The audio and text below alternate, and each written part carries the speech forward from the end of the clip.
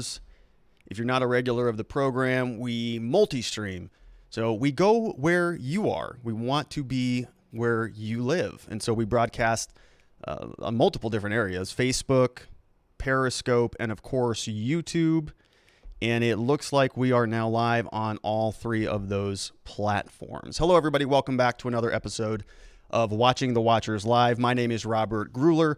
I am a criminal defense attorney. We're located in the beautiful sunny city of Scottsdale, Arizona, broadcasting from what we're calling Justice Headquarters. And of course, today on this show, what we're doing is talking about more Kyle Rittenhouse.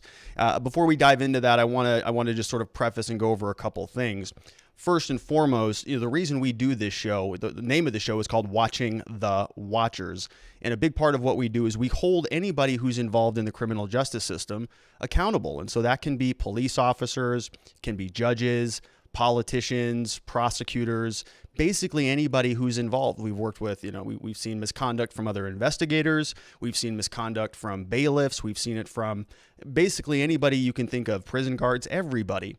And over the course of our many years, my team and I, we've represented thousands of people facing these criminal charges. And so we've seen a lot of things that really shouldn't be a part of the justice system that we strive for. And so the purpose of this show is to hold those people accountable. It's to call the misconduct out, call some of the malfeasance out, and do some analysis so that we can all work towards having a better justice system in general.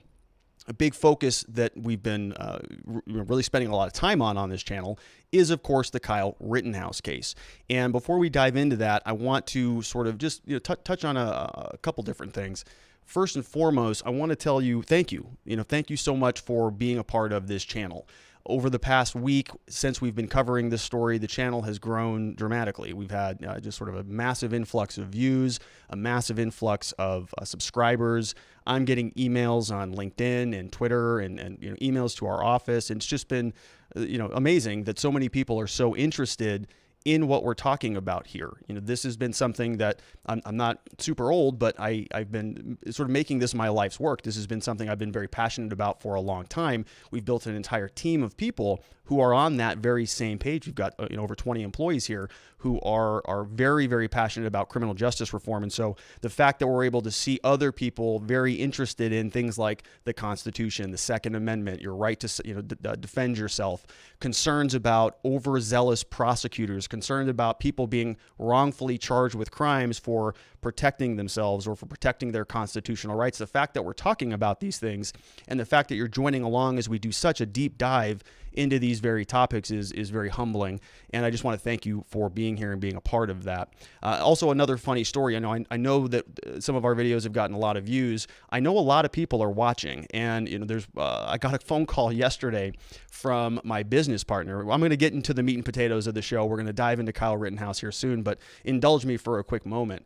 So I got a phone call yesterday at about 4:30, 5:30. It was from my business partner, and he's driving home from work.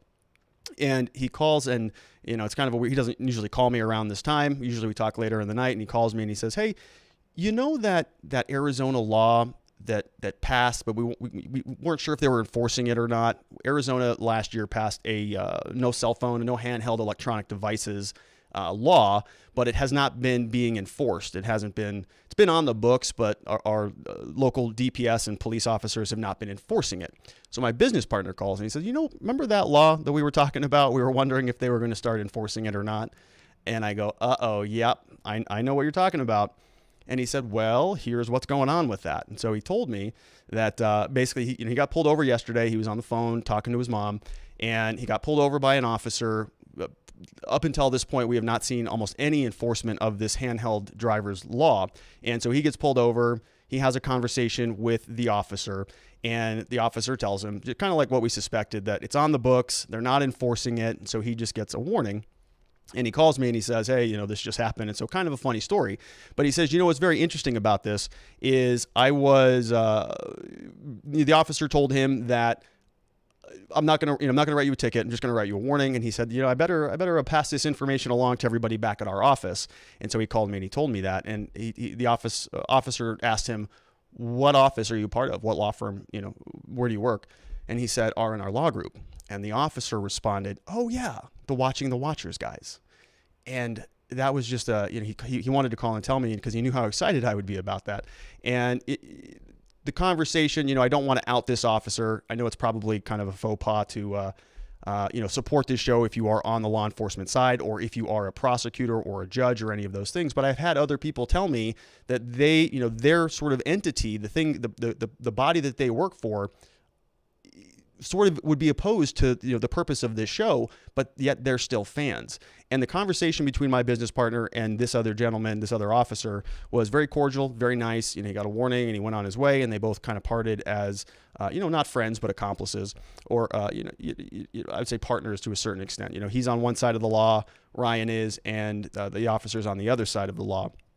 And the cop said, yeah, props to what you guys are doing. Let's get rid of the other bad guys. Let's get rid of the bad people who are in the justice system. They don't need to be here. They don't need to be a part of this. And that's exactly right. And so Ryan and I were talking about this. And the point of this show is not to beat up on cops. It's not to beat up on prosecutors or judges or politicians. That's not the point. But the point is, for far too long, a lot of these people in the justice system have sort of moved around in obscurity. They've just sort of been able to work behind the scenes, in the shadows, doing things that aren't really right. And the only way that is going to change is if the public is concerned about this.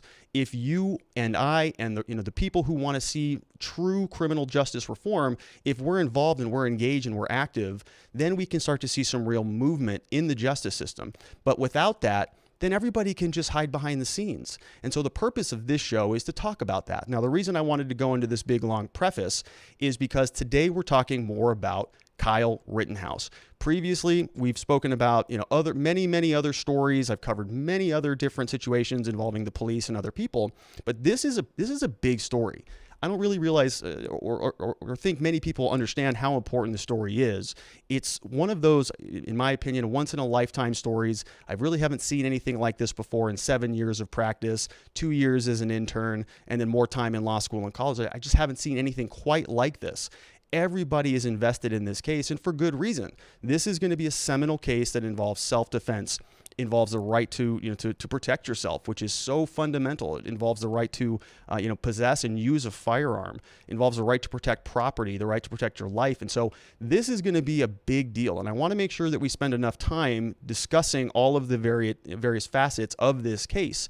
Previously, we've talked about the shooting. We did an audio-video analysis. We went through the maps. If you haven't seen those episodes, make sure you go do that so that you're up to speed. But in addition to that, we've covered the actual criminal complaint, and we also talked about the judge. Who was the judge who was assigned in Kyle's case? And so today what I want to do is really flesh out who the prosecutors are. Okay, we know about Kyle. We know about what happened. We saw the videos. We've seen multiple angles, and we've done a deep dive analysis on that. But now he's in custody. Now the case is going to be going through the court system.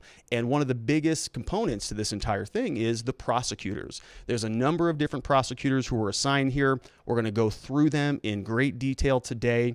But the reason I wanted to explain what the purpose of this show is because as we're going through this, I want to emphasize and be clear that the purpose is not to beat up these people. There's a lot of sort of anger out there towards these prosecutors because of the fact that they're filing charges against Kyle. And people are, in my opinion, rightfully concerned that these are false charges and false allegations and that they should never be brought. There's valid arguments to support those claims, but that doesn't necessarily mean that the prosecutors are terrible people or that they're supporting, child molesters or something like that. I think I saw one website that said that these prosecutors are supporting child molesters because the victims who were shot as a result of this altercation had, prior records that involved some child crimes or something like that. And I don't think that's fair, right? I don't see any evidence that these prosecutors are doing anything like that. From my perspective, they're prosecutors. They've got a job to do. They've been elected, appointed. They've been, sort of brought into this position. And so we want to analyze them based on their actions, not on the assumptions that we make about their actions. So let's try to leave some of the assumptions aside. Let's see what we can learn about them as we go through this, and then maybe we can tease out where Kyle's case is going to be going. And that's kind of where I want to finish this episode. We're going to go through the district attorneys. We're going to talk about Kyle's defense team, and then we're also going to discuss a comparison case that's also going through Wisconsin right now, where I think we can see some pretty good similarities between Kyle's case and the other case that we'll get to. And so that's my introduction. Once again, thank you so much for being here. If you are not already subscribed to our channel, please do, because this is going to be a story that we are going to be following for some time. All right, enough of that. Let's dive into it. Now, last week, we finished with an analysis on the criminal complaint. If you remember, we finished it by reviewing this document, which said this was the final page on the actual complaint itself, and we're able to see that it was signed off on by two people. So these are two people from the district attorney's office in Kenosha, Wisconsin. We've got Angelina Gabriele, and we've got Carli McNeill. They signed off on this statement. Now, if you remember, we did a deep dive analysis on that probable cause statement, and it felt like to me the prosecutors themselves, the prosecutors' offices, the people who are charging Kyle with crimes are writing a probable cause statement that leaves open the self-defense doctrine so wide that you could drive a truck through it. I mean, it's really, really, in my reading and many other people's readings, it's written as a document that is supposed to incriminate Kyle, but it sort of does the opposite. Every phraseology, every paragraph in there that says that Kyle shot somebody is sort of articulated in a way that it comes after a series of sentences that say, well, Kyle was being chased, he was being attacked, people were yelling at him, there were other weapons going off. And so, it read to me like it was written by a defense lawyer, not a prosecutor. And so when we were reviewing that, we were wondering, what the heck was going on with this? This is kind of weird. It was, in my mind, what I think happened is it was written by Carli McNeill, and it was signed off on by Angelina Gabriele. Now, Carli is one of the younger district attorneys out of Kenosha, and Angelina is somebody who's more senior. So she is the deputy district attorney. We're going to spend some more time on that here in a minute. But that's what we had last week. Now, the case has been filed. So we've got two, Kyle's case. Kyle is sort of in two places right now. Physically, he's still back in Illinois. He's being held in custody without bond right now. We're gonna tell you more about that and show you what that looks like here at the end of the episode. But his case is actually still active in Kenosha, Wisconsin. And so we saw that the charges were filed right around the same time that the probable cause statement took place on August 27, 2020. And we see a new name here. We see somebody else that we have not seen before. Remember last time we talked about Bruce Schroeder, who was the judge. And today we have Thomas Binger, who is the prosecuting attorney, who is now going to be, according to this court docket, is going to be taking over the case. And so Thomas Binger is the newly assigned prosecutor who will be running with it. This was somebody who, we're going to get into Thomas here in a minute. Also important to know, I wanted to show you this as well. I'm not sure if I saw this anywhere else, but Kyle's case, he's got two traffic tickets here that happened in 2020, right around the same time, a little bit earlier, but one was operating without a valid license and one was speeding on a freeway going 20 to 24 over. So both of these are civil offenses, but the point, the reason why I bring that up is because it sounds like he was there. He was already there. He was there, I think, in earlier August, and so he got a traffic ticket when he was there. So this may have been a place where Kyle actually visited a little bit more frequently than maybe some people thought. Or, it could have been he got that ticket right before, while he was there for the protest or for the, to basically protect against the riots. So that we saw, now we have a new prosecutor assigned, and his name is Thomas Binger. So when we go to the district attorney's website, we're able to see this directory. The reason why I want to spend a little time on this is to show you sort of the structure of the prosecutor's office, because this is where this case is going to live for a long time.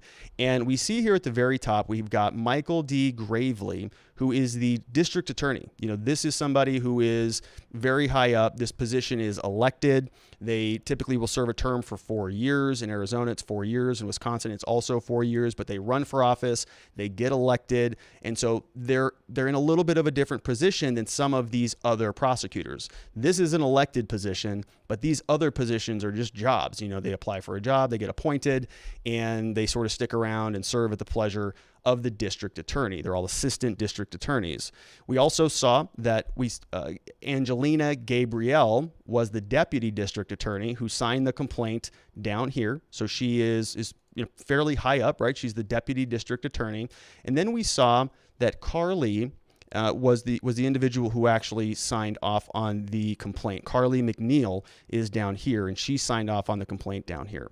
Right. And so this is what the hierarchy looks like. And so you can see there are a lot of assistant district attorneys. We've got some victim and witness specialists. This is going to be a case where some of those specialists are going to be applicable. It's going to be appropriate. There were victims of the alleged crime here in Kyle's case. We saw that 2 people were killed. 1 person got shot in the arm. And so in most states, at least in Arizona, I'm not sure specifically about Wisconsin, but you have what's called a victim's bill of rights. The victims of a crime have rights. And so a lot of these prosecutors' offices will actually handle that. They've got victims advocates. And so those victims specialists will go and they'll communicate with the people who were killed, their families, the gentleman who was shot. Those people are going to have some sort of victim services. And so that's all most likely going to be running through the prosecutor's office. Now let's spend a little bit more time talking about each of them individually. All right. We want to start with Michael Gravely. Michael Gravely is the district attorney, and here's a little bit about him. He is a Democrat, right? So this was this was actually a trending search on Google. People wanted to know what his politics were, and he is a Democrat, and he's been a Democrat for a long time. And if you look at the fall election from last year, this was a no-brainer. He didn't even have an opponent. So he got 52,000 votes. The Republicans ran a write-in, and he became elected. And he was also named the Prosecutor of the Year by the Justice Department. So the Justice Department every year will go through and they'll say, hey, we'll pick 1 prosecutor per state. And he got that for Wisconsin, which is a pretty big deal.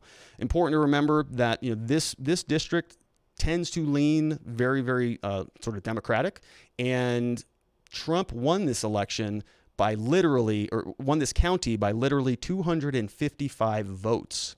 So if you're concerned about politics, which I think this case is becoming highly, highly political, it's important to know these demographics, right? Michael Gravely, the district attorney, is a Democrat. He's run unopposed for last year, and it looks like he's running opposed again this year. We're going to show you that. He was also named the Prosecutor of the Year, and it's an elected position. So he's up for re-election this year. Now, if you look through his the primary ballots, you'll see here, again, running unopposed. This is the official primary ballot for the partisan election that happened on August 11th. And he is here, District 1, or District Attorney vote for 1, Mike Gravely, and he doesn't even have anybody who's running against him. The demographics of Kenosha County, we can see here that the party preference section, so this was from an election that just happened on August 11th, and we can see that the Democrats just demolished the Republicans in terms of the party preference section. Mike Gravely, again, won his primary with 99.47% of the vote. Didn't even have an opponent during the primary. And the primary for the Republicans for the district attorney, they just got 167 votes because there's nobody running.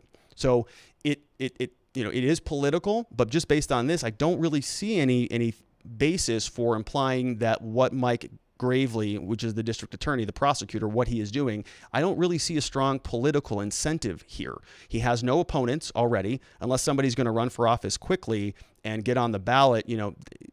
There's really no strong lever that's going to, from what we can see here, that's going to really, decide whether he's going to get reelected or not. In other words, there's nobody running against him. So even if half the population says that the way he's handling the Kyle Rittenhouse case is insane and it's garbage and he should be, thrown out of office, he doesn't have an opponent. There's nobody running against him. So he's going to get reelected no matter how angry or upset people are about this case. So some people were thinking that maybe this was a political prosecution or the other way. I'm absolutely certain that politics will come into play. They always do in these types of cases, but I just don't see any indicators that Mike Gravely in particular is going one way or the other just as a result of the upcoming election. It looks like he's safe. He doesn't have anything to worry about.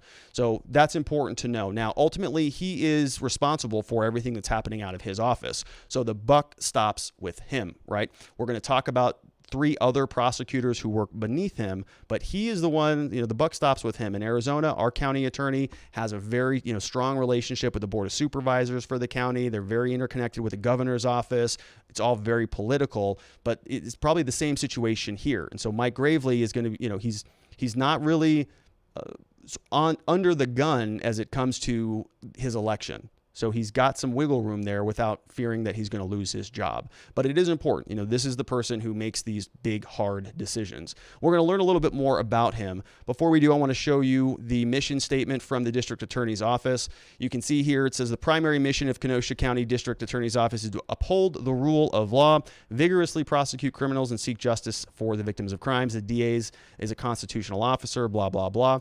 He says here, this is on his website, and this is the contact information. It's all public, so you can just go get it. I'm not doxing anybody. I'm not encouraging you to dox anybody. This is all from his public website. It says here, it is important to keep in mind that the district attorney is the gatekeeper to the criminal justice system. As such, his job is not merely to obtain convictions, but to seek justice. Not merely to obtain convictions, but to seek justice. And that is directly from his website. So we can see arguments on both sides of this, but this is something that a lot of prosecutors will say, but not many prosecutors in my experience will do anything about it. Even if they have a conversation with you, they'll say, yeah, I know this case is BS, but my boss said I have to do something. I have to move forward on that. And it's unfortunate because many of them seem like they're just overly zealous in seeking convictions rather than seeking justice. So that's Mike Gravely. That is the Kenosha County District Attorney's Office. And here is what it looks like just to sort of give you a visual representation of what's going on here. So when we go to this slide, we're going to see that these are the people who were involved. This is Angelina Gabriele. She is the Deputy District Attorney. We've got Carli McNeill, who is the Assistant District Attorney. We've got Thomas Binger, who is this is where the case was just forwarded to. And this is Mike Gravely, the District Attorney, the Head District Attorney. So Angelina and Carli, they were the ones who authored the probable cause statement, but they are not going to be the ones representing on the case. They're not going to be representing the government against Kyle Rittenhouse. No, that's going to go over to Thomas Binger. So they authored the probable cause statement, and then they passed it off on to Thomas Binger, which is very interesting. It was curious to me why they would do that. Now, this is a pretty small prosecutor's office. Quite frankly, this is not that big. I think there's 160,000 people in Kenosha County just based on the election numbers. So it's not big. Maricopa County, where we work out of, for example, we've got 4 million people, 4.7 million. It's huge. It's huge. It's one of the biggest counties in the country. I think 5th or 6th biggest, always flip-flopping between some others. So we have hundreds and hundreds of people in our county attorney's offices. This office is not so big. It's pretty small. They're all going to be communicating with each other. They probably all know each other. There's probably, happy hours, and there's probably little cliques that have evolved in this in this group, but who knows? My point is, the people who wrote the probable cause statement are not going to be the ones who have to move forward and actually use it. They're just passing that off to Thomas Binger. So they wrote this probable cause statement, which in my opinion is very strong for the defense, and they don't have to defend it. They don't have to go into court and say, well, I know I wrote this, but I have to do something with it. They just wash their hands of it, pass it off right over to Thomas Binger. Now, this may not be that unusual. I don't know specifically how they run their office, but oftentimes there are what are called pre-charging divisions or pre-charging bureaus. We have that here in Maricopa County, where the people who are reviewing the probable cause statement, doing the arraignment courts, and they're the first ones in court, kind of the first ones on the scene. They're usually the younger attorneys. They usually don't have a lot of experience, and so they do sort of the basic stuff, and then the higher profile cases just get passed off to somebody else. So that may be the situation here. This may just be, hey, Carli is a younger prosecutor, Thomas is somebody that has more experience, so we're just going to pass it off. Or there could be, something else going on there. But anything else would just be speculation. But it is interesting to think about. Why would this one prosecutor write a probable cause statement that in my mind is so glaringly bad and then just pass it off to somebody else? What is that about? Did they communicate? Did Thomas and Carli have a conversation about what should go in that? Did Thomas know that he was going to be getting this assignment? Or what actually happened here? We don't know. Probably we'll never know, but it is interesting to see that dynamic. All right, so let's talk about each one of these different prosecutors. We've got Angelina Gabriele. She's in good standing, graduated from law school in University of Wisconsin. She was admitted in 1995. And so she's been practicing for 25 years, which is a long time, right? Probably the reason she's the deputy district attorney. She's been working there for a long time and worked her way up. She's in good standing. Nothing really interesting to note there. Did a couple Google searches on her and just didn't find much particularly interesting to note.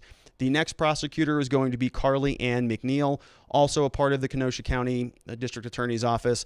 I'm blocking this out. This was just some of her personal information, and of course, I don't want her getting overly blown up. She went to Notre Dame Law School, and she's younger. She's also in good standing, an active member. She got admitted to the bar in 2010, so she's coming up on her 10-year anniversary, it looks like. So she's been practicing for 10 years, and that may be why she got sort of the initial filings of the case. They told her to write the probable cause statement. You draft it up. Make sure that the deputy district attorney signs off on it. Then we're going to pass all that stuff up to the courts. We're going to file that specifically with the courts. She does have a couple interesting things that I want to make note of because we were able to see some of her quotes from other cases that she worked on. She did win a statewide honor out of the Kenosha County District Attorney's office. She was ranked as the top young lawyer in the state. So this article comes from the Kenosha News, and it says that she won a statewide honor. She received the Rising Star Award from the Wisconsin District Attorney Association last week, given annually to one lawyer chosen by their peers for the most promising young or mid-experienced prosecutor in the state. And here's what she says. She says that she was attracted to criminal law because she wanted a career with a mission.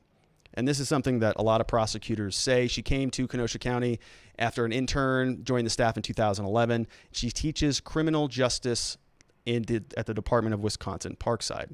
And so she might be one of these true believer prosecutors, who's out there on a mission. I've met many of these people. Some prosecutors kind of fall on, a number of different angles, but, some of them are, every single case is the crime of the century. Every single traffic ticket is they wake up, these prosecutors just geared up to go fight for justice. Somebody who is charged with marijuana, they are it's a crime of the century and they belong in prison. I've met many of these prosecutors. Some of them are, it's just a job and they're not particularly interested in being there. Some of them are just very lazy and they just want to collect a paycheck. And some of them are just, good people. They're just trying to do a good job, but they're not overly zealous. And so we don't really know what we're looking at here, right? We have no idea from that, but we can see how she has handled other cases and see if we can glean some information about how she approached the Kyle Rittenhouse case. So let's take a look here. She was working on a different accident case. So this happened, there was an accident, somebody was on probation and they weren't on probation. There was an accident. Somebody got hurt or killed. Or it was a dangerous situation, whatever it was. But she was the prosecutor who was assigned to the case. So she says that in this particular case, Mr. Pagan's behavior in the accident, and here's what she says. Now, as I read the quote, think about this as it relates to Kyle's case. The crash in the original case was very dangerous conduct and really showed no regard for the safety of other people.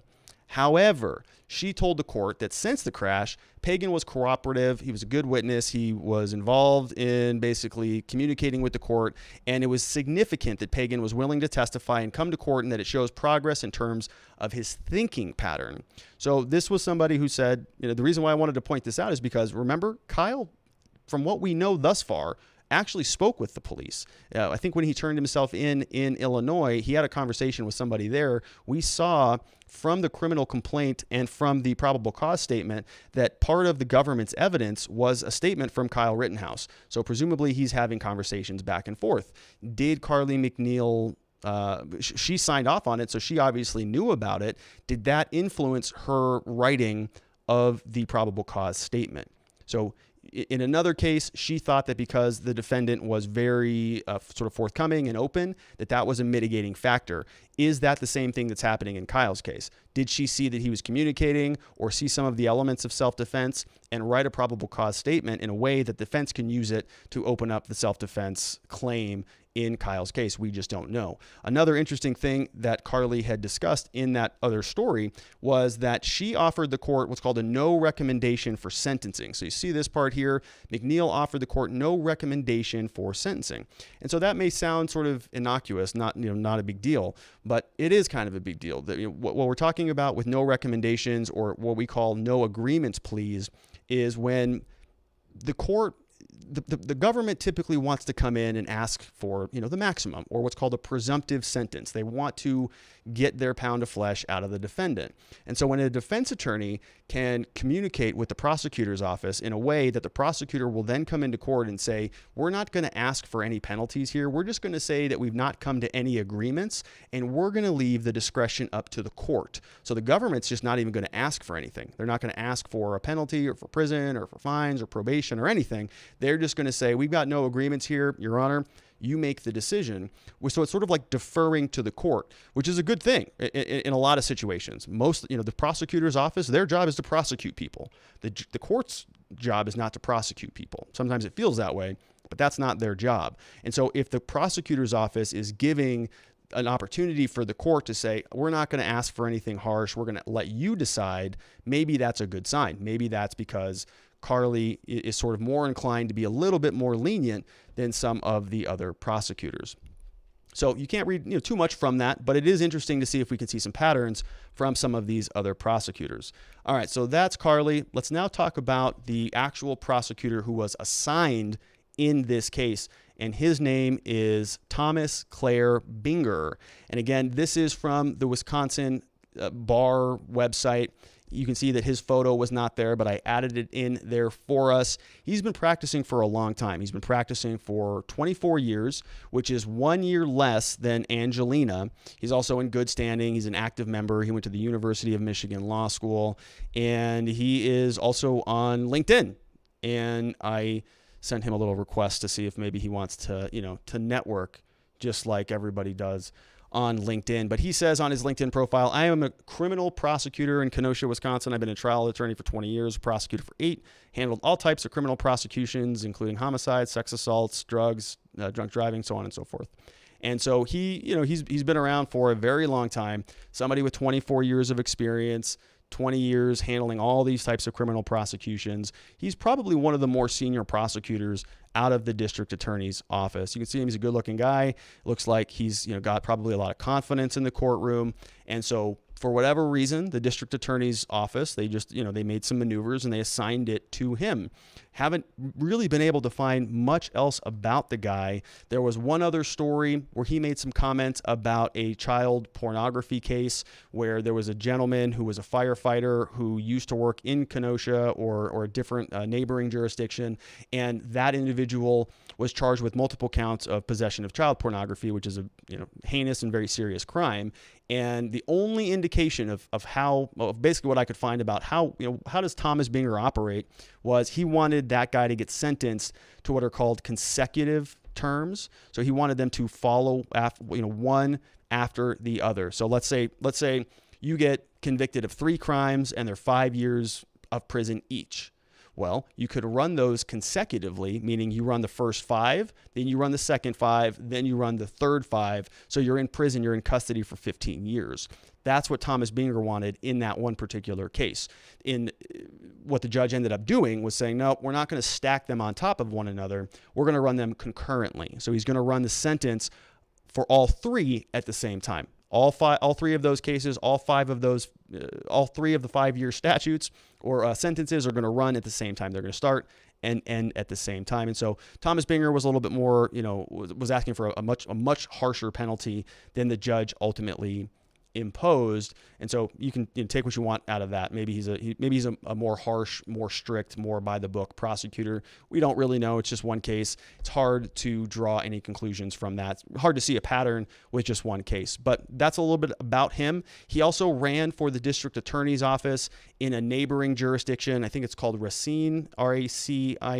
Don't know how to pronounce it, but he lost by about 18 to 20,000 votes, I think is what it was, in 2016. And so he went over to Kenosha, and now he is a prosecutor there. So we've got all of these people who are now involved in the case. We've got Michael Gravely, who is the district attorney. We've got Angelina Gabriele. We've got Thomas Binger, and then we've got Carli McNeill. These are all the people who are going to be involved from the government's perspective.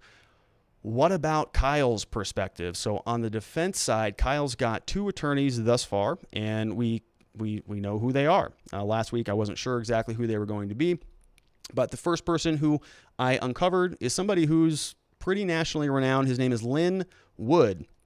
This is him with the most patriotic and American picture I've ever seen, and I love it. I want one day, this is goals to get a picture like this. This is his Twitter account.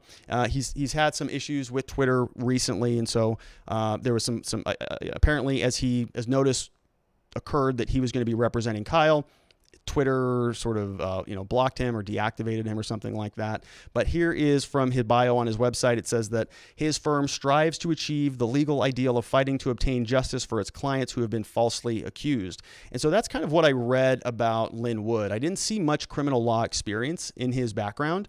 If you remember, he was also the guy, from what I understand, who represented Nicholas Sandman, who was the young man who was involved in that heckling sort of altercation with the Native American tribe in Washington, D.C.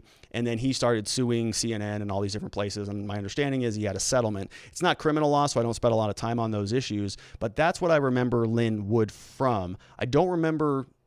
I haven't seen much of him in terms of criminal legal experience. Doesn't mean he's not qualified, but he seems more like the person who is going to be handling the media, the crisis sort of management, the public relations, the perception about all this, because this is a national case, right? How can Kyle realistically get a fair trial anywhere? Everybody knows about this. Everybody has seen it. And so a lot of the defense is going to be about sort of shaping public opinion and getting a fair trial and making sure that the jury is not overly biased and they're properly, picked from certain areas, and they're going to try to move venues, and they're going to do a lot of the different things. And it sounds like this guy is very good at doing that. So Lin Wood joins team Kyle Rittenhouse, and he's got another attorney as well, and his name is Pierce Bainbridge. And this was somebody who I had not heard about previously, but he's another attorney who's also on the case. And a little bit about him: he is the managing partner over at a firm called Pierce Bainbridge. He's the managing partner and the founder over there. He is a Harvard Law graduate. He's a veteran, loving and a proud father. He says that they're a top-tier litigation firm that is changing the way companies and individuals approach major disputes. Relentless, creative, aggressive, tactical advantages, finest trial lawyers, best law firms, so on and so forth. So it's just kind of a lot of information about how great they are and all the hard work they do. What I do like about a lot of this is, they're litigators, right? These are trial attorneys, which is what you want, what you need in a situation like this. There are a lot of lawyers, a lot of criminal lawyers even, who don't do trials. They never go to court. They never do anything other than sort of move paper around. And so that is not what Kyle Rittenhouse is going to want. My guess is that he's not going to be interested in taking a plea deal at all. And so we'll see where that goes. But that's his team. We've got John Pierce. We've got Lin Wood. And John was actually released a video today on his Twitter. I think it was today. But he's actually talking with Kyle. So if you have not seen this yet, let's play this little clip. John Pierce talking to Kyle Rittenhouse. Guys, what do you want to say to the foundation and all the people that have supported our efforts to free Kyle? We have John Pierce, lead attorney for Kyle Rittenhouse, and we have Kyle Rittenhouse, direct from county jail. Guys, what would you like to say to the fans?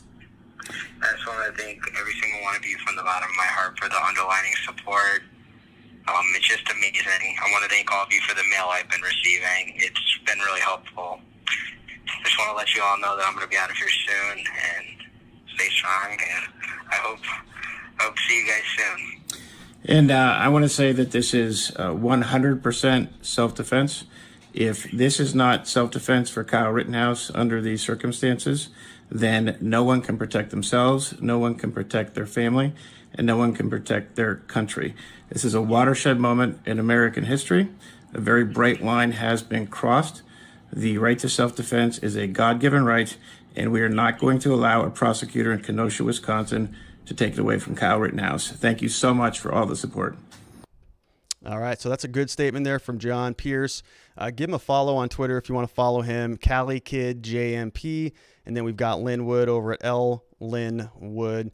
And he's absolutely right? I mean, this is why this story is so critical at this time, is because we are seeing kind of this just constant assault on a lot of our freedoms, whether you want to say that it's justified or not, whether it's COVID or not, whether it's sort of the over encroachment of just government around the world, around our lives and everything that we do. It's concerning, and this is a line in the sand, right? If you can't even protect yourself when you're getting chased down the street or attacked by multiple people, you can't even, fire a weapon to protect yourself, or the government or the prosecutor's office is going to try to use something sort of asinine like, well, you carried a gun across state lines, or you're under the age of 18. So, you're under the age of 18, therefore you're not entitled to self-defense. But if you're over the age of 18, you're suddenly entitled to self-defense. One situation you get a gun, the other situation you're not allowed to have a gun. Doesn't make any sense to me. Seems very political, but John Pierce I think is exactly right. And he articulated a very good statement there that I think is resonating around the country. People are sick of this stuff. And if you're getting attacked and you can't even defend yourself when it's so clear that you're getting attacked, what the heck is going on? So everybody's got their eggs in this basket, and I think rightfully so. Now, what I want to do is I want to change gears a little bit, right? We're going to keep talking about Kyle Rittenhouse, but I want to do what's called a comp, or a comparison between Kyle's case and another case that I think is very, very similar. We're going to be able to draw out some similarities and some dissimilarities and see, maybe prognosticate or predict where this may be going. And so the reason why this is important, the example that I use is, let's say that you're out shopping for a house, you want to buy a house. You look at what are called comps, right? You say, I like that house right there on that corner. It's beautiful. It's got 2 stories. It's got this, it's got that. It's my dream home. Okay, great. Well, they're asking for $300,000 for that property.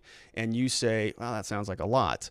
I don't know if that's a good deal or a bad deal. So what do? I look at comps. I look at other houses in the area. That house sold for $255,000, and that house is almost as nice as that one. So why is that house $300,000, right? So you say, well, okay, well, it's $300,000. That one has a pool. That one doesn't. That one has a garage. That one doesn't.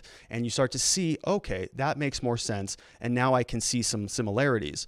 You can do that in the law too. You can do that in personal injury cases where you've got accidents. If somebody loses an arm, you can say, okay, well, what did the jury award a person who lost an arm in California? What did they give them in Louisiana? Was it different? Okay, well, where's my case? And is it within the range? And so you can say, well, an arm is worth $700,000 or whatever it is. I don't practice PI. I don't know anything about it. But you can do the same thing in criminal law, right? If you've got similar cases with similar facts and you're getting disparate penalties, one's getting more penalized than the other, you want to start asking yourself those questions. Why? What is happening there? Is this justified or is it not? And we can do that with the case because there's another case, you probably have not heard about it, in Kenosha, and it involves a young woman named Chrystul Kizer.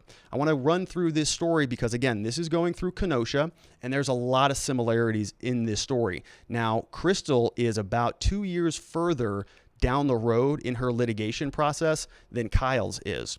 And they're both charged with similar crimes. Let's go through the facts, and then we're going to break it down, and we're going to say these are the factors in Kyle's case, these are the factors in Chrystul's case, and we're going to see if we can tease out some information about where this may be going. All right, so Chrystul Kizer, right now she's 19 years old, but when she was 17, she was charged with the premeditated murder in 2018 of Randall Volar.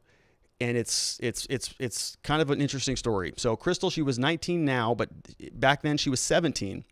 She shot Randall Volar, who was 34, in Kenosha on June 5th, 2018. She's been awaiting trial for 2 years, and her case has received widespread attention. And the activists, the people who are supporting her in this, there's a lot of online support for her, are saying that she acted in self-defense and that she was the victim of sex trafficking. So again, what are some of the similarities that we're seeing thus far? She's in Kenosha. She's in the same jurisdiction that Kyle's in. She was 17 when this happened. She's 19 now. She was charged with murder, with intentional homicide, which is premeditated murder, the same intentional homicide that Kyle Rittenhouse is being charged with. And she's also claiming that she acted in self-defense. Okay, so this happened about 2 years ago. She is black. She first met Mr. Volar, who is white. For some reason, they feel the need to mention that. She was 16 on the night of the killing. She traveled to Mr. Volar's home in an Uber that he paid for, spent several hours there before shooting him. According to a local outlet, which cited statements made in court, she then set fire to the home and left in his vehicle. All right, so that's different. Okay, when we're talking about the house with a pool and the house without a pool, Chrystul's case, she set his house on fire and then left in his car. Kyle didn't have anything like that. Okay, so that's a difference, but there's still a lot of similarities here, right? Same jurisdiction, same age, same charges, same claim of self-defense. the story goes on. It's from the New York Times. This was written in June by J.C. Fortin in June 23rd, 2020. Story goes on. At the time of his death, Mr. Volar, who had been under police investigation for possession of child pornography and sex trafficking, which is kind of similar to some of the victims in Kyle Rittenhouse's case, right? There were other people who were charged with some pretty serious crimes who were the victims who Kyle shot and killed, almost similar to Chrystul's case here. And so she said, Ms. Kizer says that her relationship with Mr. Volar involved sexual abuse, money, and gifts, and that he had also made money by arranging for her to meet up with other men in hotels. He was a grown-up and I wasn't, so I listened. She added that she had been pinned to the floor by Mr. Volar shortly before shooting him. I didn't intentionally try to do this. So that's been her claim for the last 2 years, right? Self-defense. She was the victim of sex trafficking. She was 17 at the time. If you dive into the story a little bit more, which I think we may have the information here, maybe not, but what we're going to see is that she was on the website backpage.com. She was trying to make money to buy some school supplies and things. 17, not a good situation for a 17-year-old to be in, to be looking for money and not have any guidance or have any parents around to help her through that. And so she made a decision to go sort of get involved with this guy, turned into a sex trafficking thing. He was abusing her. He was pimping her out. He was sexually assaulting her. And then something happened. She shot him. She didn't know what to do. She burned his house down, took his car and left. Okay. She's 17. So it's a little bit of a different situation, but kind of not really, right? She was also being attacked. She was also being assaulted, just like Kyle was. And she acted in self-defense, according to her, right? This is taking everything that she is explaining and her defense attorneys are working on at face value. It's a little bit different because in Kyle's case, we've got some civilian video. In Chrystul's case, we don't know, right? It's her word versus any other evidence that we're able to find. And so this case is still going on. This is going on right now in Kenosha. And what is the county attorney doing? What does the district attorney say about that? Well, he has kind of a lot to say. So he says, Michael Gravely says that he does not dispute that Mr. Volar had committed felony sex crimes against Miss Kizer. Okay, so he's acknowledging here in this case, in Miss Kizer's case, Miss Chrystul Kizer, he's acknowledging that she was basically attacked by this guy, that he had committed felony sex crimes against Miss Kizer. So that opens the door for self-defense, right? You would just say, okay, well, he was attacking her or he had attacked her, and that gives her the justification to use self-defense in the other direction, to eliminate him and remove herself from the situation. He says that Mr. Volar had been under investigation for sex crimes and was arrested in February 2018, but was released shortly thereafter. He argued that the killing should be prosecuted as a premeditated murder, and here's where it gets a little bit different, based partly on text messages and social media posts from Ms. Kizer. Court documents show that Ms. Kizer made a Facebook post on June 8th in which she appeared to display a pistol and said that she was not afraid to kill again, right? So it's a Facebook post. Does Kyle Rittenhouse have some Facebook posts? He does. I don't think that there's anything out there saying that he's wanting to kill again, but he does have Facebook posts with guns, and it's kind of a similar, a little bit similar there, but a little bit not similar. Mr. Gravely acknowledged that the widespread attention the case has received and said it should go up to the jury to weigh all the facts. So he says there's a lot of attention, but we're going to leave it to the jury because permitting vigilante justice, which is the narrative from some seeking dismissal, is highly subjective, slippery slope. A jury may be the best to decide guilt or innocence in these circumstances, and a judge can then decide the punishment, if any. The judge and the jury will always have more complete facts than what's available on the internet. So let's sort of recap that, right? We've got one woman who was 17. She was being sexually assaulted, sexually attacked, and by Michael Gravely's own admissions, he knows that. He acknowledges, does not dispute that she was being assaulted by this guy. But because she took some self-defense, he's calling that vigilante justice. And he's also pointing to some other factors in her case, which we don't really see in Kyle's case, where she's saying that, there's some text messages that took place, which we have not seen, that are implying that she intended to do this. Or, she holds a gun on Facebook and saying, yep, I would have done it again if I could have. Which, can you blame her for that if you're being sexually assaulted by somebody over a long period of time? I think that's a pretty natural feeling that you would experience. There's a different article which gives us a little bit more detail. And again, I want to compare these cases. We're going to compare them next to each other here in a minute. But let's see if we can glean out any more information from Michael Gravely. So this article comes from the Milwaukee Journal Sentinel, and we can see here it was written on June 22nd. No trial date has been set for Kizer, so we're still talking about Chrystul's case. The case is scheduled for a status conference in September, and there is a plea deal. So this is what's important. There is a plea deal here where they're going to reduce the charges from first-degree international homicide. I think that's a typo. I think they meant intentional homicide to felony murder is on the table. My interaction with people personally, they have not, I spent more than 60 hours on the case is what he says. In the reduced charge of felony murder, let me get rid of myself there. He says that Kizer would be pleading guilty to killing Volar in the course of a robbery, right? So in this situation, they're talking about her wanting to take his car, which was a BMW at the time. So they're saying he got killed in the course of a felony, which is the robbery. It would not carry the mandatory life sentence that goes with first-degree intentional homicide, but it still has the potential for decades in prison. He said that no one involved in the case. Now this is where he sort of walks it back a little bit. He said that no one involved in the case pictures Kizer going to prison for life. Even if convicted of first-degree intentional homicide, a judge could make her eligible for supervised release in the community in the future.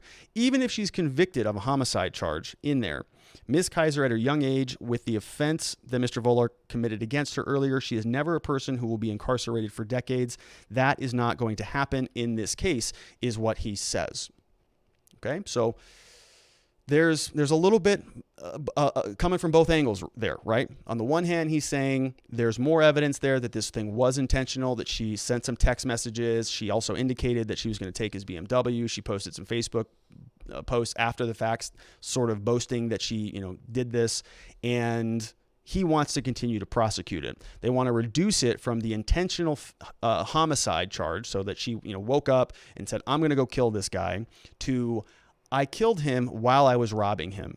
So she went over there to take his BMW. It wasn't an intentional murder, meaning she didn't wake up and say, "I'm going to go kill him," but she said that I'm going to take his car, and in the course of committing the felony of robbing a vehicle, she killed him. So it wasn't as intentional, which according to the Wisconsin statutes is going to take it out of the life sentence category and drop it down into something that has a lesser, has a less severe penalty. He's still calling it vigilante justice. He's still not buying the self-defense argument, which would be a total shield against any criminal liability. If he bought the self-defense argument, she doesn't get prosecuted, her case gets dismissed. He's not buying that. He's not going to do that. But he is saying that he doesn't expect her to spend decades in jail. So he's kind of straddling the line there, right? Saying, "I'm going to prosecute you, but we're not going to send you to prison for decades." In my mind, if somebody is acting in self-defense, a day in jail is too much, right? It's you're immune against criminal liability. If you were defending yourself and the law falls on your side and the facts fall on your side, you shouldn't spend a day in prison. You didn't break the law. You were defending yourself against somebody else who was breaking the law. And we don't know all the details about Chrystul's case, but there are a lot of people who are supporting her on the internet. I came across this when I was looking up Michael Gravely. There's a lot of support on Twitter. There's lots of money that was raised to actually get her out of custody, which is where I want to go next. So here's what happened with Chrystul's case. So her charges were filed on June 13th, 2018. Criminal case happened all the way back then. You can see the charges are very similar to Kyle's cases: first degree intentional homicide, use of a dangerous weapon, both class A felonies. This is basically the same statutes that Kyle has been charged with. Now, this was filed on, again, June 13th. When this charge originally hit the courts, her bond, meaning the amount of money that she would have to post to get out of custody, was $1 million. Right? So here's how this works. When you're arrested, you go in, you see a judge. One of the first things that the judge is going to do is determine your release conditions. This is where Kyle is going to be soon. He's not there yet, but he'll be there soon. So you go and you talk to the judge. The judge is going to ask you a bunch of questions. They're going to look at your criminal record. Do you have a history of committing crimes? Are you a flight risk? if we let you out of custody, are you just going to, abscond down to some third world country and we'll never see you again? Are you a danger to the community? Are you somebody, what are the nature of the charges? Are you being charged with shoplifting, which is sort of a minor danger to the community, or murder where you killed somebody, right? That's a little bit more of a higher threshold crime. Of course, that person is going to have a lot more hurdles to jump through to get out of custody. And so in Chrystul's case, the bond was very high, right? $1 million is extremely high. It's basically, for a 17-year-old girl like that, we're not letting you out of custody. There's no way you're going to get $1 million. And so for 2 years, she did not get out of custody. She just in June 22nd, 2 years later, got the bond reduced down to $400,000. So she presumably was in custody for 2 years while this case was pending, and through her lawyers and through some motions with the court, they got that $1 million down to $400,000. And then on June 22nd of 2020, they signed it, and now she was released. So, wow, right? If Kyle's going to be sitting in custody for 2 years, let's say right now he has no bond. We're going to talk about that here in a minute. He's got no bond on him. So currently, we'll talk about it right now. Currently, he is in Illinois still. So he's got 2 cases going on, or he's got two court dockets that we're watching. We're watching what's happening out of Kenosha, Wisconsin, so we can see that, but there's just not a lot of activity. The only real thing that we've seen on that is the new charges were filed and the new prosecutor was assigned, and everything is sort of in a holding pattern for a little while. The reason being is because Kyle's not in Wisconsin. He is still in Illinois. After this happened, he went back to his home state and he turned himself into the Antioch, Illinois authorities, and that's where he is currently. Last Friday, he had a court date to discuss extradition. So Illinois can't prosecute him because the charges didn't happen there. They happened in Wisconsin. So Illinois is going to have to send him back to Wisconsin. So now they're going to talk about extradition, right? What are the rules surrounding that? How's that going to work? What's going to happen and all of that, right? Illinois has an interest in their citizen because Kyle's a citizen from them. And so there are these formal processes that the defendants go through when you have to transfer them from one state to the other to make sure that everything's protected. And there's a lot of rules that go into that. I don't want to get into all that today, but that's where Kyle's at. Okay, so this is a screenshot from the docket in Illinois. You can see that there's more activity here, and we've got his next court date is not scheduled until September 25th. So on Friday last year, we had the defense filed some motions. They're looking for the status of the extradition, and I apparently this was online. I did not see it. I'm going to try to find future proceedings because I want to follow them closely.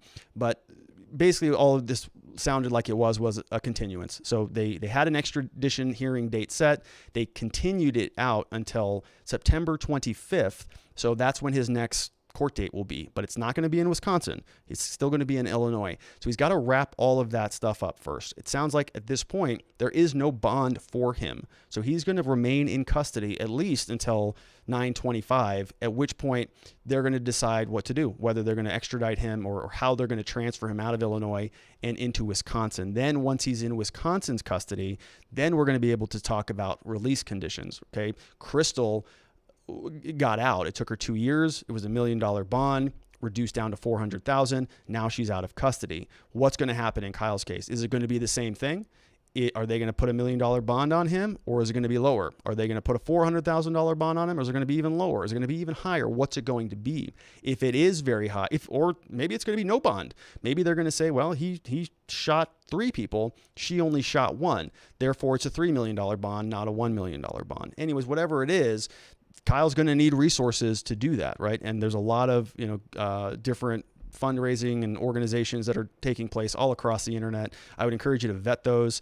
I've seen in the past, I've seen a lot of people throw up fake GoFundMe accounts and stuff for people that they have no connections with. So if you're going to be donating to support Kyle, make sure it's going to a reputable source. And I would look to those 2 attorneys. I'd look to Lynn Wood and then to John Pierce to see sort of where they're telling you to funnel money if that is something that you want to do. So Kyle is going to be in custody for the foreseeable future. You heard him on the cell phone. No bond, no release conditions have been set. No release conditions are probably going to be set until he gets back over to Wisconsin, at which point it may be a huge astronomical bond that maybe the public cannot help him meet.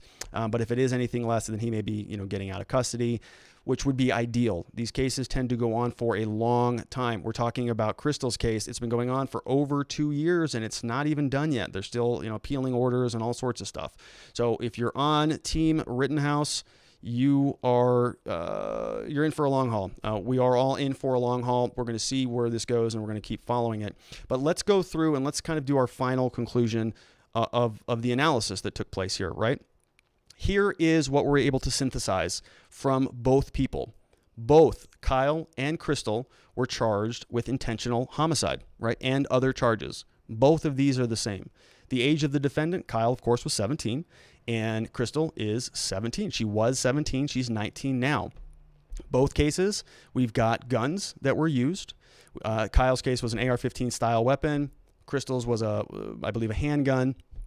The original bond, so the amount of money that's needed to be posted before you can, get out of custody for Chrystul was $1 million. No bond has been set in Kyle's case, but it might. No release bond has been set. Hers was reduced down to $400,000. Both cases have Michael D. Gravely as the district attorney. Both of them. Now, in Kyle's case, Michael Gravely is not the assigned prosecutor, but he is still the district attorney. He is the head honcho. He is the main chief in charge. So ultimately, everything stops with him. The victims of the case, in Kyle's case, there were 4 victims. Technically, you could say there were more, but we had the 3 people who were shot, and then we had the journalist who was sort of in the line of fire, who was also allegedly a victim in that case, even though his statements seem to support Kyle unequivocally. So we've got 4 victims for Kyle's case. We've got 1 victim for Chrystul's case. The victim history for Kyle, 3 of the 4 of them that we know of had a criminal record, right? There were 3 of those guys. All of them had criminal records. In Chrystul's case, her assailant, the victim, also had a criminal history. Now, there was just one of him, and he was arrested, and he also, had been allegations of child pornography or other sexual crimes like sex trafficking and things.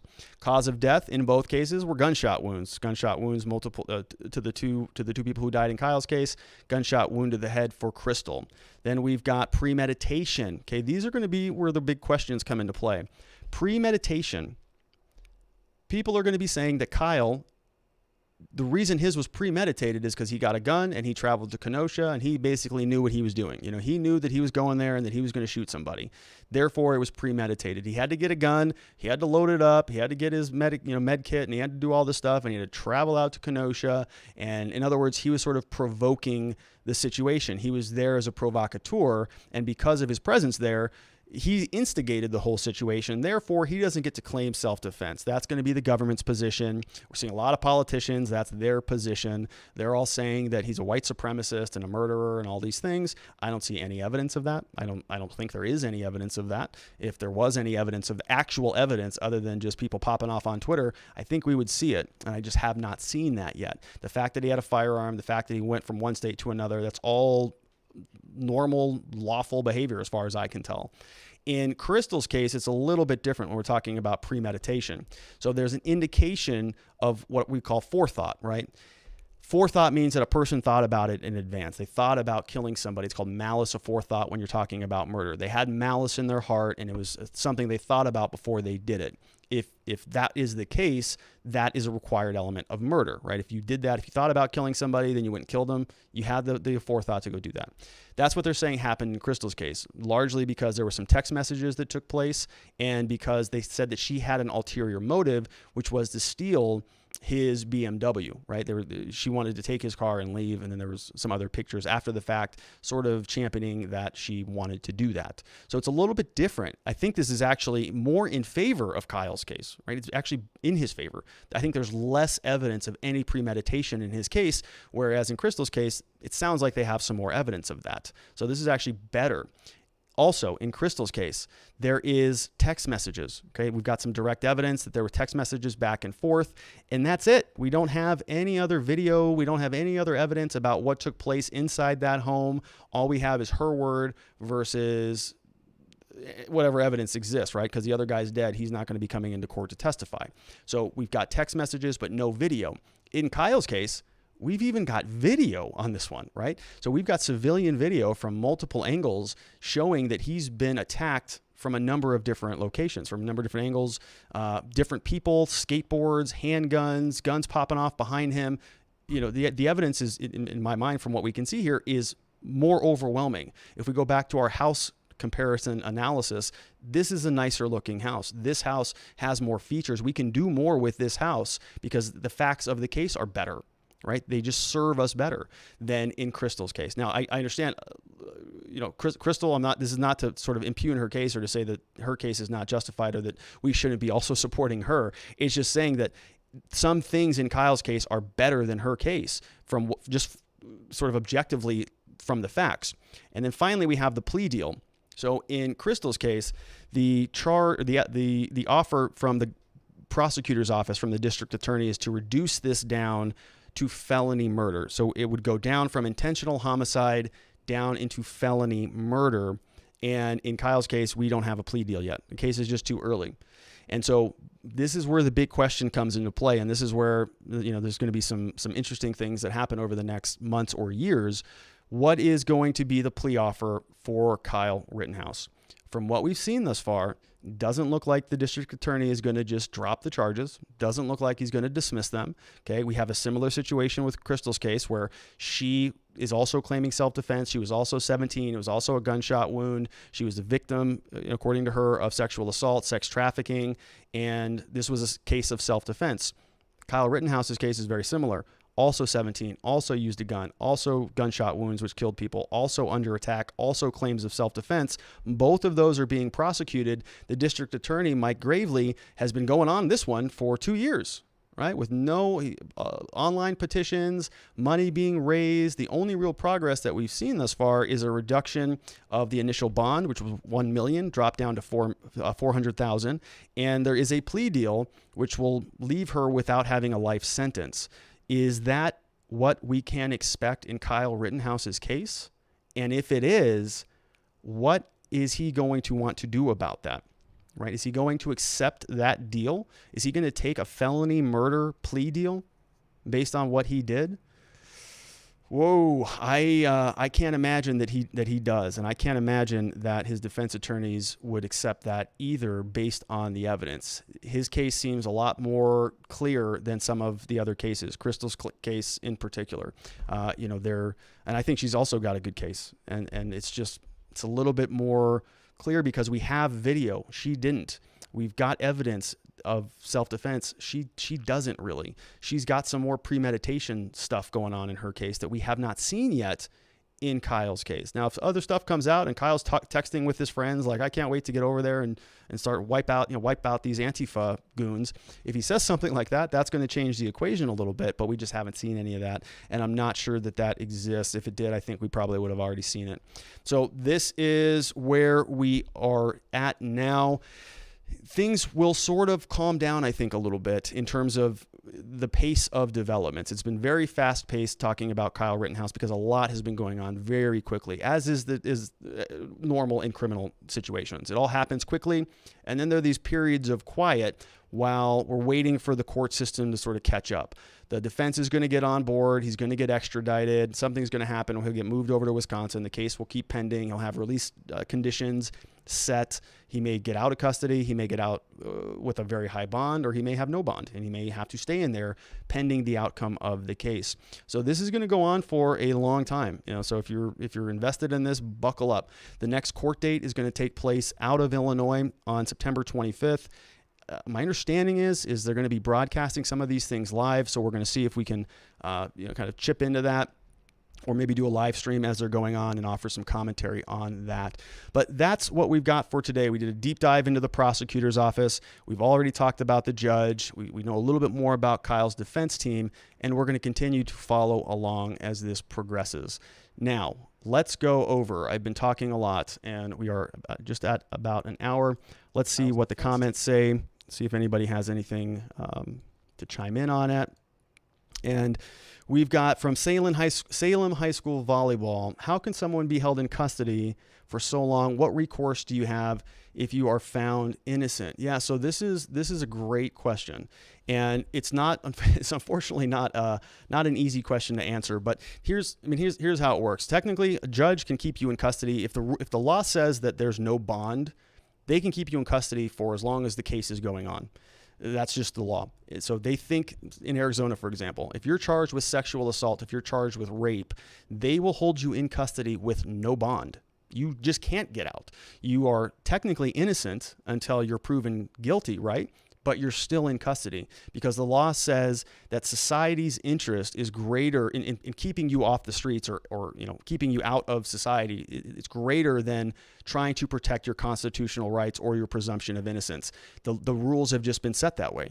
So Kyle, presumably, because he's been charged with murder, it's one of those that the judge can say, we're going to hold him in custody regardless. And it's a really scary thing for somebody who's been charged with a crime to have to realize that I haven't been convicted of anything. I haven't even been to court yet. I have not even seen a judge. How can they keep me in custody? Well, it's because our laws say that they can.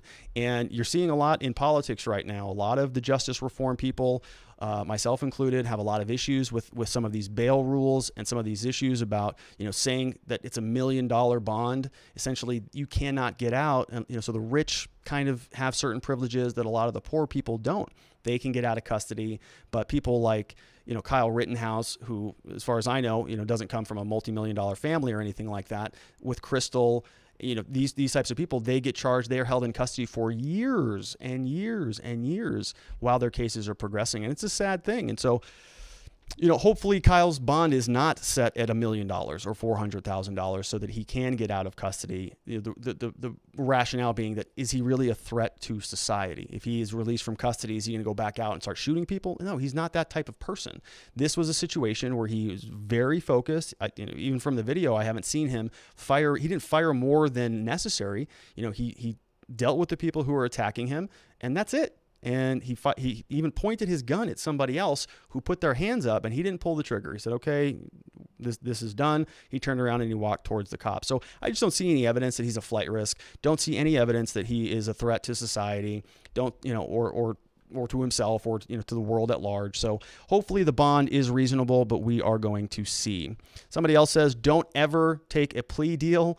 There's some benefits to that line of thinking. If you're a prosecutor and you are used to working with defense attorneys who take plea deals all the time, then you know that they're just going to take a plea deal, and so you don't really have any strong incentive to give them a good deal because they're going to take whatever you offer them, right? It's like going and trying to buy a car.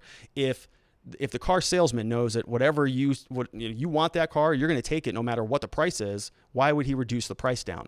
Same with the prosecutors. If they know you're going to take a plea deal, why would they give you any benefits? But if they think that you're going to go to trial and that potentially they could lose the case, then maybe they have a little bit more of an incentive to negotiate out a successful resolution for you, and the case can go away. And so we like to always be ready. We like to always be ready to go to trial. And so we encourage it with our clients a little bit more, I think, than some other law firms. But there are a lot of situations where the risks that you would face at trial are vastly outweighed by the risks of going to trial are so substantial that the only option is to take a plea deal. It just makes sense, especially if you can get a good deal and work it out. If Kyle, for example, if Kyle got a charge of, if the plea deal was, hey, we're going to dismiss all these murder charges, the only thing we want you to do is just plead guilty to having a firearm under the age of 18. And if you take that deal, we're going to ask for, 6 months in jail. You've already been in jail for a long time, so we're going to give you credit for that time. Just take this plea deal, sign it, we'll close the case out, right?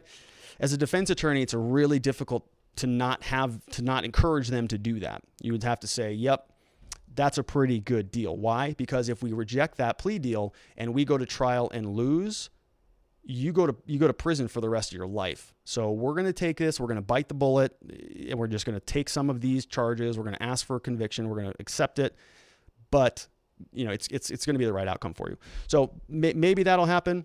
Maybe it won't. I don't know. Based on what we've seen out of Chrystul's case, it looks like the district attorney may want this, may continue to be aggressive with Kyle's case, even though in my mind it's a pretty clear case of self-defense. A couple other questions. Can him being charged as an adult be used as a defense for the possession of dangerous weapon under 18? Can him being charged as an adult for the possession of dangerous weapons under 18 charge?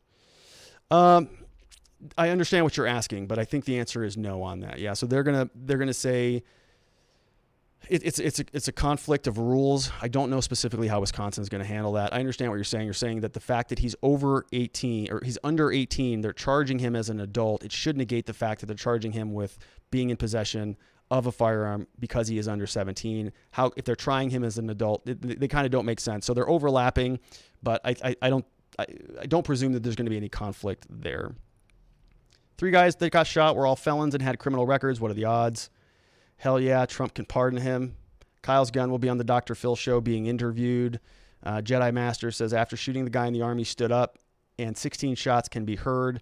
That was an unknown shooter. Yeah, that comes from Jedi Master. And yeah, I remember that actually. So as Kyle is walking back towards the police vehicles, we do hear a lot of what sounds like gunshots going off in the background. So, he was not the only person who was firing a weapon that night. There was even evidence that there were other people right before that altercation took place in the parking lot outside of that auto store. There were other people firing. You could hear other gunshots. We could see one gunshot. We covered it on the show. Justice will prevail. Pray for Kyle. That comes from Nick Smith. And I think that's kind of a spot to leave this off. I want to thank everybody once again for being here on the live stream. Super, super great, super fun. This has been something that I've been very passionate about this for a long time. The team has been very passionate about it. And it's exciting for us that so many people are interested in talking defense and talking through these things, because it is important. The way I look at it is if we kind of lose the line with Kyle's case, if the government wins this one, it really hurts all future self-defense cases, because when we do the comparison, just like we did between Kyle's case and Chrystul's case, we're now going to have another one in the can that shows that this is okay if prosecutors do this. This is okay if they charge people for defending themselves. And then other prosecutors will see that. Other jurisdictions will see it. They'll say, well, yeah, I'm going to have to rule against you here. It wasn't self-defense, because we saw even in Kyle's case, that wasn't self-defense. And this is not, this is worse than his case. And so we're also going to rule against self-defense. So it's sort of like the first domino. And so we want to make sure that doesn't happen. So we're going to continue to cover the story. I'm not sure that this is going to be something we're going to be able to talk about every single week moving forward, just because of the fact that things are going to slow down. There's going to be a lot of time in between the court proceedings where stuff is happening behind the scenes. The defense lawyers are doing their work. The prosecutors are doing their work. And then there'll be these little flurries of activity that happen over the next couple months, and we're going to cover that. We're going to be here. We're going to cover it because it is, I think, a seminal case in criminal law, particularly as it relates to the Second Amendment and self-defense. So hit the subscribe button. Of course, we want you to be here next time. We're going to be right here, same time. It's 4 p.m. Arizona time, which is Pacific time right now. Arizona does not follow daylight savings time. So when it changes, I'll make sure that you're aware of that. But it's been really great speaking with you all today. Thank you so much for being here. If you haven't already seen it, there's a link to my new book. It's called Beginning to Winning: How to Fight Your Case and Succeed in the Criminal Justice System. That's me on the back. It's really for people who've been charged with crimes. If you or somebody you know or love has been charged with a crime in the state of Arizona, my office, we offer free case evaluations. Happy to help people through that. We love helping good people get their lives back on track. So if you know anybody, send them our way. And then finally, if you like the show, if you like sort of the deep dive analysis on this, if you think we do a good job here, do me a favor, share the show. Share this to somebody else. Say, hey, look, here's a common sense guy who's talking about the law and the facts, and they're not trying to be overly biased or overly one-sided one way or the other. Share it. That would really help sort of expand the conversation, because I truly think that the only way that we're going to see some reform is if the public starts clamoring for it. And we're seeing more of it. We're seeing more of that. Some of these, bad prosecutors, bad judges, bad police officers, we do not want them to continue to erode our rights. So we'll